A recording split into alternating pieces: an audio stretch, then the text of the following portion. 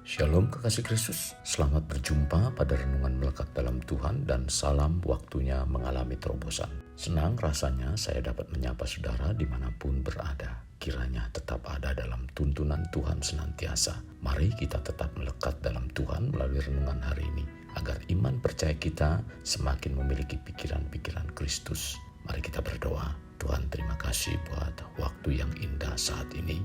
Biarlah Engkau menaburi kebenaran firman Tuhan kepada kami lewat hamba-Mu. Dan biarlah juga firman yang disampaikan merupakan isi hati-Mu untuk memperbarui iman dan percaya kami. Tuhan, kami mau membuka hati dan pikiran kami menjadi tempat yang subur untuk ditaburi dengan kebenaran firman-Mu. Sehingga firman yang ditaburkan terus bertumbuh menjadi kuat di dalam iman percaya kami. Dan bahkan menghasilkan buah-buah yang menyukakan Engkau Tuhan. Di dalamnya kami dapat percaya teguh apa yang difirmankannya, sekalipun itu sulit untuk kami mengerti dan sulit untuk kami bisa perkirakan, melainkan kami menjadi pribadi-pribadi yang tetap percaya akan Engkau Tuhan. Pimpin kami dan terus nantiasa Roh-Mu yang kudus mengingatkan, menguatkan untuk kami tetap memiliki keyakinan yang kokoh di dalam Engkau. Ini doa kami dalam nama Tuhan Yesus kami berdoa. Amin. Melekat dalam Tuhan bertema sulit untuk memprediksi. Firman Tuhan terdapat dalam kitab Yohanes 16 ayat 33. Demikian firman Tuhan. Dalam dunia kamu menderita penganiayaan, tetapi kuatkanlah hatimu, aku telah mengalahkan dunia.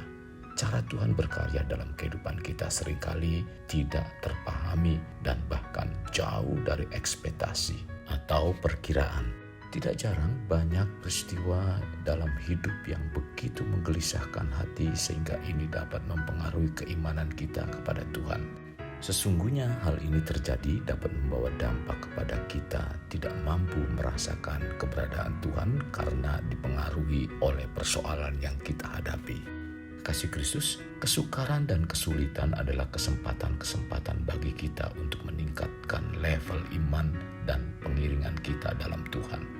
Itulah sebabnya Tuhan tidak menghalangi atau mencegah setiap hal negatif terjadi dan menghampiri kehidupan kita. Bahkan Tuhan juga mengatakan bahwa engkau akan mengalami penderitaan, tetapi kuatkanlah karena Tuhan telah mengalahkannya. Memang kita sulit memprediksi apakah Tuhan dapat dengan segera menolong kita atau tertunda dalam memberikan pertolongan pada kita. Kekasih, waktu kita mencari Tuhan, yang perlu kita lakukan adalah memeriksa di mana kita berada. Apa yang kita rasakan, apa keinginan kita, sudah pasti di mana kita berada akan mempengaruhi kemampuan kita untuk mendengar Tuhan. Kita perlu berhenti memprediksi kapan pertolongan datang dan bertanya tentang keinginan kita disetujui atau tidak. Barangkali Tuhan tidak setuju akan hal itu karena seringnya keinginan Tuhan bertentangan dengan apa yang kita inginkan. Bahkan Tuhan bisa saja menyampaikan jawaban yang sangat bertentangan dengan apa yang kita minta. Mari kita ambil contoh kehidupan Yusuf. Yusuf dijual dan jadi budak oleh saudara-saudaranya yang iri padanya. Yusuf anak yang dikasihi oleh bapaknya Yakub, tetapi ia sepertinya mengalami ketidakadilan yang dikarenakan pilihan dan sikap buruk orang lain. Tetapi Tuhan tidak tinggal diam, melainkan melihat ketidakadilan tersebut. Berapa lama kesulitan dan ketidakadilan dapat berlalu dari kehidupan Yusuf? Bagi diri Yusuf sendiri sulit untuk memprediksinya, karena ia melaluinya selama 13 tahun hidup dalam perbudakan dan penjara. Terjadinya suatu perubahan dalam kehidupan Yusuf di mana Tuhan mengangkat kesukaran dan ketidakadilan pada kehidupan Yusuf karena Yusuf memelihara sikap yang benar sehingga Tuhan membawa keluar kehidupan Yusuf jauh dari apa yang ada sebelumnya. Kekasih, hendaknya kita jangan memprediksi apapun yang akan terjadi di kemudian hari bila Tuhan mengizinkan semua itu terjadi dalam hidup kita. Dalam Yoel 2 ayat 25 mengatakan, Aku akan memulihkan kepadamu tahun-tahun yang hasilnya dimakan habis oleh belalang pindahan, belalang pelompat, belalang pelahap, dan belalang pengerit, tentaraku yang besar yang kukirim ke antara kamu. Fakta yang terjadi memang tidak ada orang yang dapat menikmati masa-masa kesukaran yang terjadi pada dirinya. Tetapi satu hal dapat dipastikan sebagai umat Tuhan adalah kita tetap tinggal dalam pengharapan, karena pengharapan dalam Tuhan tidak mengecewakan dan tidak sia-sia. Kekasih Kristus, sekalipun kita sudah begitu matang merencanakannya dan begitu teliti membuatnya, bahkan begitu hati-hati menjalankannya, apa yang akan kita raih dan capai tetap sesuatu yang sulit untuk diprediksi. Ingat firman Tuhan dalam Yesaya 58 ayat 8-9 mengatakan, sebab rancanganku bukanlah rancanganmu dan jalanmu bukanlah jalanku. Demikianlah firman Tuhan. Seperti tingginya langit dari bumi, demikianlah tingginya jalanku dari jalanmu dan rancanganku dari rancanganmu. Tuhan lebih tahu apa yang ada di depan kita. Tuhan tahu apa yang kita perlukan. Maka bertanyalah pada Tuhan melalui doa dan renungkanlah firman-Nya. Sekarang apapun yang menimpa hidup kita, Tuhan tetap mempunyai kuasa yang tidak terbatas. Hendaknya kita jangan membatasi kuasa-Nya. Apapun keberadaan kita, mulai dari yang biasa-biasa saja sampai yang paling sulit sekalipun, Tuhan tetap peduli dengan kita. Tuhan mau kita mengambil keputusan yang tepat dan mau menunjukkan pilihan tepat untuk kita. Juga Dia dengan senang hati akan menuntun kita.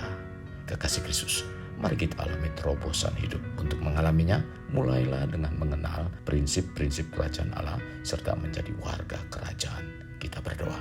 Bapa Surgawi, terima kasih buat hari ini. Sungguh firman-Mu menguatkan kami. Firman-Mu menginspirasi kami agar kami, Tuhan, tetap teguh di dalam keyakinan kami.